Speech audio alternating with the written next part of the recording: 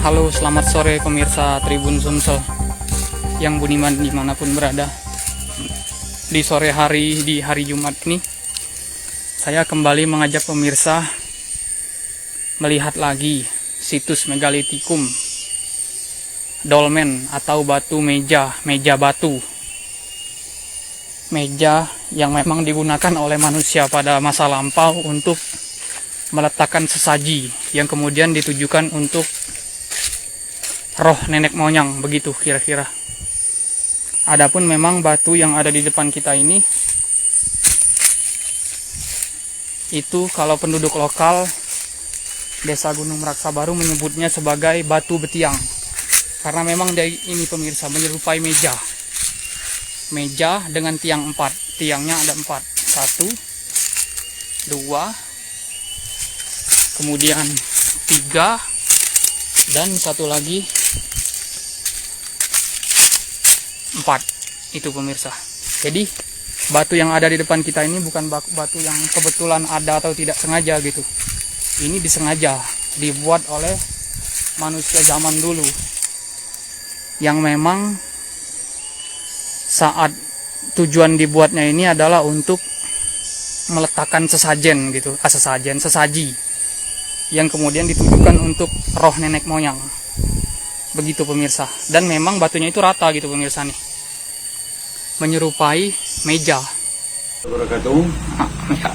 Saya Sultan Bustari SPDI, Ketua Lembaga Adat Kabupaten Paklawang.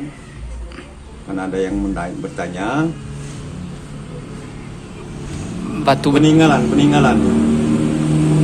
yang merupakan benda dari budaya Paklawang, diantaranya batu betiang di belakang Desa Batu Cawang, Desa Manggilan, yang pastinya di belakang MTS Al-Khoir Gunung Meraksa Baru.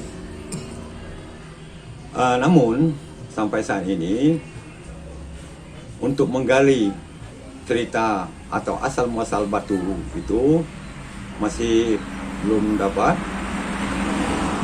Cuman atau menurut arkeologi dari Palembang Tugu Cahyo, batu betiang atau batu cawang di belakang MTS itu, di belakang Desa Batu Cawang itu merupakan batu sesembahan. Nah, di sana itu ada batu, kemudian ada tempat mereka istirahat, itu menurut mereka. Nah, alhamdulillah batu betiang itu sudah diakui, itu merupakan satu peninggalan yang antara lain batu megalit dijarakan. Cuman sampai situ soal batu betiang ini atau batu cawang ini yang baru diketahui.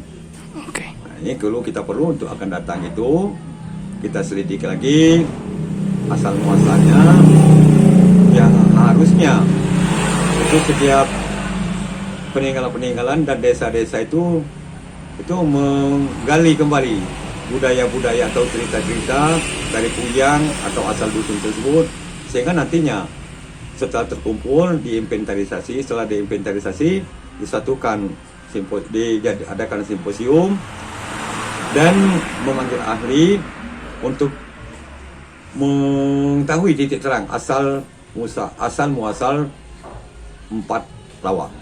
Oke. Nah, itu. Cuman dari situ kita tahu sebab asal muasal 4 lawang itu sangat banyak sekarang itu yang bersimpang siur. Cuman saya itu beranggapan bahwa ada yang berkembang itu ada andai-andai, ada keso, ada pulau cerita, ada pulau namanya itu andai-andai, keso, cerita.